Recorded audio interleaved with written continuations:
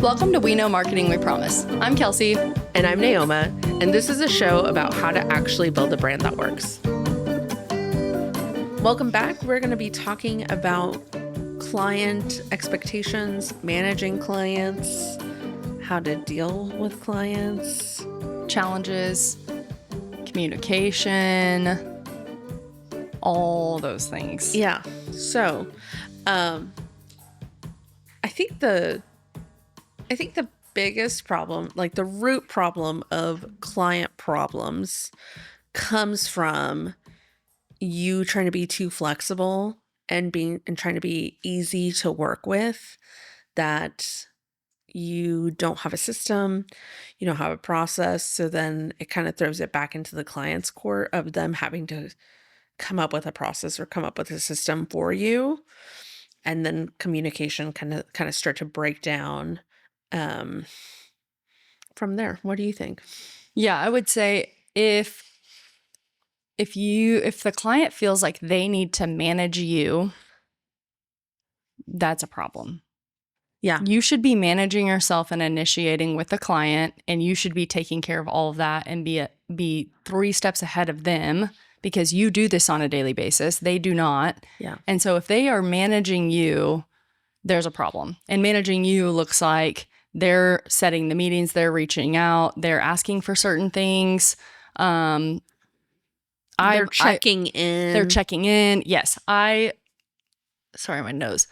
I very much learned this the hard way because Same. I very much am a flexible person, and I don't like the rigidness of structure and all those things, because I want to be creative and, all of that. And I want to be easy to work with, and I want them to feel like they're getting white glove service with, like, you can call me, you can text me, you can email me, whatever works. And Smoke it's like signals, pigeon, right, carrier. But it's like, no, actually, if you have one form of communication, that feels really solid because it's really clear, and that actually feels like a more white glove system and experience, I would say. Yeah.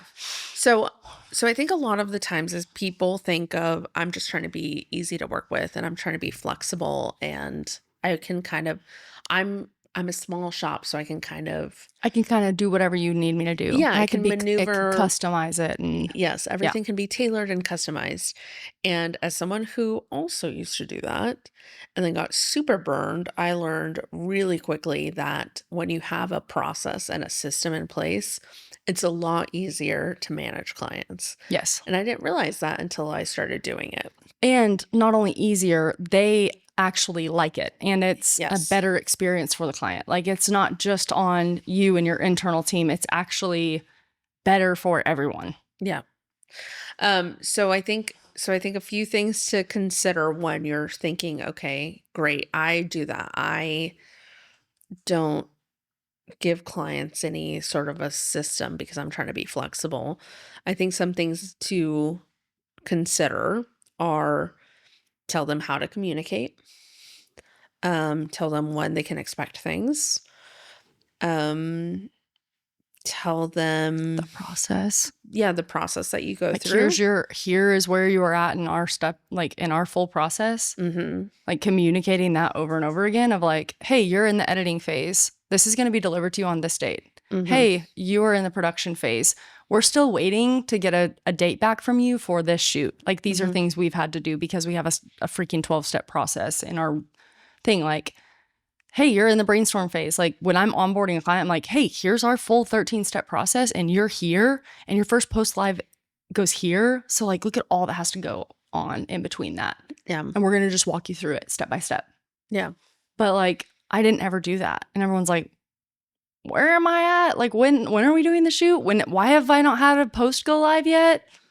Day 2 of the contract being signed. Yeah. I will say, well, that goes back to because with your brand, as soon as somebody's like, yes, I'm so excited, I'm going to work with you, let's sign on, that initial window is where you have time to like make the biggest impact because they're so excited to work with you. So if you can come in and be like, hey, welcome, we're going to do an onboarding, and this is how the process is going to work, and this is how we're going to function together, whatever, and you give them a quick win, like, they feel like so taken care of. They do. So I think a lot of people kind of think I'm just trying to be easy to work with, but they kind of forget who their person is. This person is busy, they're doing things, they're moving, they're not just kind of like sitting around like, I wonder what Naomi's doing. They're they're building their thing. They're going and doing their thing. So if I can beat them before that like open loop comes around, they're like, I wonder what Naomi's doing. If they had already gotten something from me that says, hey Joe, this is where we're at. Next step is this, that loop is closed for them. And so Yep. my whole point is to not be an open loop in people's mind. Yep. So if you can think of it that way, your client experience will be immensely better. Yeah, it will shift dramatically. Yeah, absolutely. And when someone operates out of the process, that's okay because you've just recently onboarded them. They aren't going to know your process like you're going to know it, and like gently nudging them back into that like, wave of where everything's happening is something you can do really easily and kindly. And also they appreciate that. If you just start that's what I would do. I would just start operating off of like, oh, well, they didn't follow the process with this. And so I'm following them down this like lane off process instead of like guiding them back. Hey, actually, this is how we do these things. And actually, here's what you can expect. And that also will show you a gap. Like if they are going off process, then that open loop came and then they said something. And so you might need to add something into the process. Yeah. And that will change as your business grows and as your business changes. 100%. Like my onboarding looks so different than it did 3 years ago. For sure. And it will look so different in 3 years from now. Yep. Yeah, agreed. I would also say like I would be thinking of those open loops and like how you can close them. One thing that we started implementing last year was the Friday email. And so every Friday, all of our clients get like, hey, this is where you're at. This is what's coming up. This is what we need from you. Yeah. You do not need to respond to this email. This is just us as a little check-in.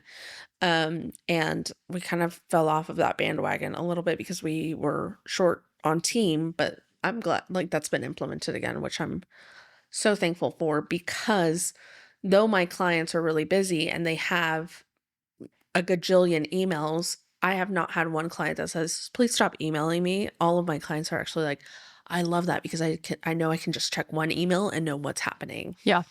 Yeah, absolutely. Especially for those clients that are reporting to someone else. So if you're working with an operations person or a marketing manager, director yeah. or a manager, and they still have a CEO or an owner that they're answering to, if you can be a closed loop for them to be like, this is where Naomi's at, this is what we're doing with Nuevo, this is that person is going to love you so much more than all the other vendors that they're working with. That's exactly right. And so because that they're relationship- already having to do so much. And so if they are always up to date on like where they're at with that project, if you can stay, it takes such a huge weight off their shoulders. Yeah. If you can stay at least one step ahead of your clients, the relationship will be stickier than any of their other vendors. Yeah, I absolutely agree with that. So yeah, and having something that's consistent that they can bet on. It's like, okay, if this is the timeline, like I know I'm going to bet on getting an email from Naoma every Friday, and she's going to let me know if there's anything I haven't gotten to her. So I'm not having to think on Wednesday, shoot, have I not gotten Naoma anything? It's like, oh, I can go back to the Friday email and look at this last one. And then I can also look, I'm going to get another one in 2 days if I miss something. Like I thought I got it all done, but maybe I didn't. And I think that that's huge because then it's not on the to-do list of like email Nuevo and ask about this. Yeah. And I hate when I have to do that. That makes it, because what we do is so fun, it makes it not fun anymore. Like when I'm getting to work with creatives and do fun things, it's like, oh, well, this isn't fun anymore because it became an item on my to-do list and it's taking up time when I want to feel taken care of. Yeah. Yeah. I think that's where it comes back to is like, I know that people try to be flexible and like, we don't have a system, we can kind of cater to you or whatever. Like, I know that sounds good in theory, but like, I like to think of like clients as toddlers. They need structure and they need routine and they need rules and boundaries. And me too. So yes, we as humans actually thrive on that. Yeah.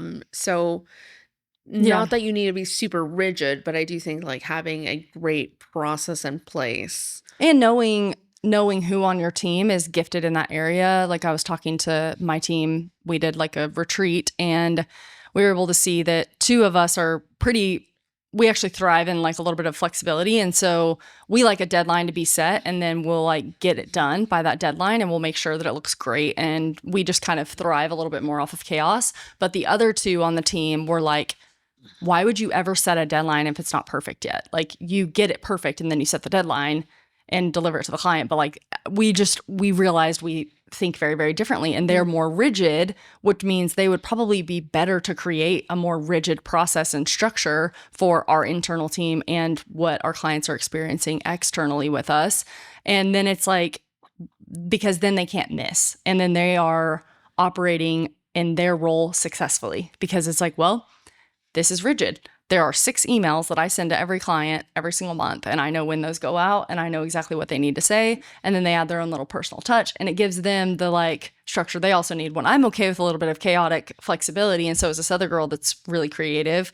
And so it's like also knowing who on your team can kind of help you put those processes in place. Like you're really good at those things, and so I've obviously leveraged our friendship to like help me with the structure that I need, even just simply changing my offer from strategy first and then they can come on as a retainer client. Like you helped me come up with that a year ago and it transformed like what I did last year, but I had to stick to it and I had to say, this is what I'm going to do and do it even when clients didn't want to do that.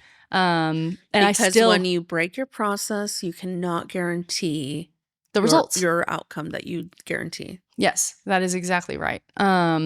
Yeah, so I would say some of the ways I have done this would be obviously mapping out the entire process. And then I did like, okay, here's our entire client journey. You kind of helped me with that too.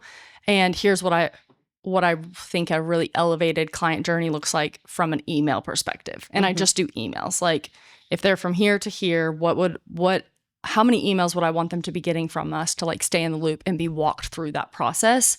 And then I'll do that with something else of like, okay, then what about our shoots? Like then from here to here, how do they experience us with production and getting photos and videos and mapping that out? And like, how do I want them to feel in those moments? And then be able to implement that into my team. And now it's like, after we do a shoot, we have a checklist and it's like dun, dun, dun, dun, dun. These are the things that our creative lead does.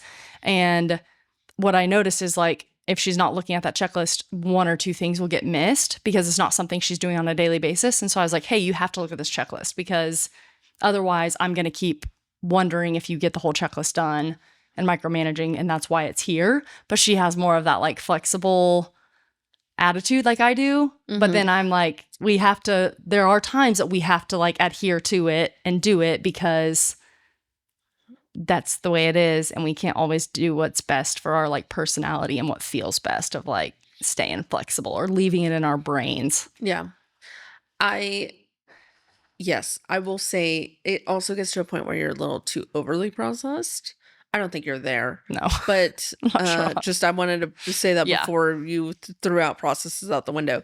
I do think that sometimes you can get too overly processed that then it becomes a burden to like entry. And I think you probably have heard that and then you took that maybe a little too literal, right? It's like, well, I don't want it to be hard to work with me, so I'm just not going to have a process. I'm just going to be easy and go with the flow. Yeah. But you have to kind of like be in that middle of like, yes, there is a process, but I'm still like, if you call me, like, I'm not going to like hang up the phone and email me. Like, no, like, yeah. you're not going to do that. Yeah. But I do think that like there's having at least a framework of like where things can kind of live and where I think just being able to close the client's loop in their head. Now, what I would say is when clients are saying, we're not going to do that. I need you to do this and this and this and this. That's when you have for this price. For this price, they are seeing you as a vendor and not a partner. And so when that happens, you need to kind of reposition yourself as an expert again. You kind of need to say, well, I cannot do that. This is how we do it. This is the process that we do this. Dun, dun, dun, dun, dun. Take it or leave it kind of Yeah. thing. Just because when you like state your ground again of like, I am the expert in this role, this is how we do things, they start to value you a lot more if they're a good fit. If not, they just go away. And Yeah. that's honestly probably a bigger blessing for you. Yeah. Yeah. But I think it's good to see where you need to own your shortcomings, like where you have lacked in that area, so the client doesn't necessarily feel taken care of. And then if you can own that you've made a mistake there and that you need to like do better, then you can actually do better versus being like, well, the client's gone and I didn't learn anything from that. And blah, blah, blah. It's like, I have been unfortunately in that space many, many years ago where I was just like, well, I lost this client because they were rude with communication or whatever. And then come back to it. And I'm like, oh my gosh, I was not proactive at all. I was very reactive and found all those pieces. I would say right now we're kind of in the process of figuring out another added layer of providing a more elevated client experience, and it's with content delivery. And I know we talked about like a dashboard or what do we do? Like, how do we get this content delivered to the clients where they can approve it? And what I realized was I went back into, because right now we have all of our content in an internal board, and then we move it when it's ready for the client to review it. We move it into an external board. They have a link to it. They can move it over to like approved, or it needs revisions, and then they can comment revisions. And it's worked fine for the last 6-8 months. But I went into those boards and I was able to see all of the comments that the clients have made over the last 6 months. And I just gave myself a few hours to look through that. And I was like, oh my gosh, they're not understanding my strategy, because they're looking at content kind of just thrown in there on a daily basis.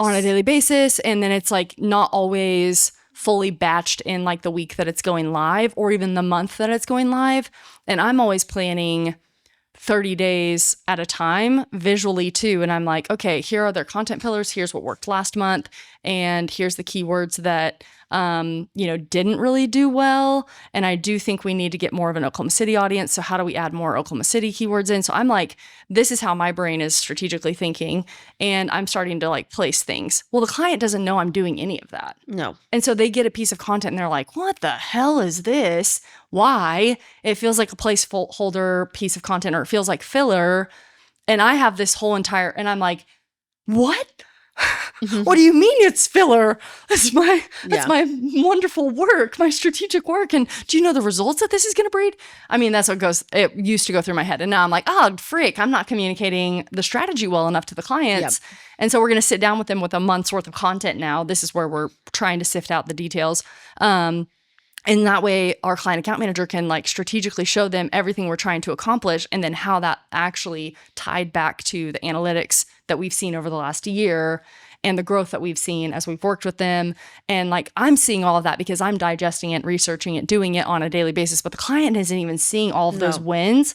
And then I realized like sometimes we're getting fired when we're like doing great work for people and getting great results, but I haven't been able to communicate those great results. And then I'm like, then what business do you have? Like, if you can't communicate the great results that you're doing, like, yeah, it's built on, and then the client just like learns to trust you because they're starting to see revenue come in their business or whatever. But like, we could be so much more effective with explaining strategically what we're doing and why we're doing it. Yeah.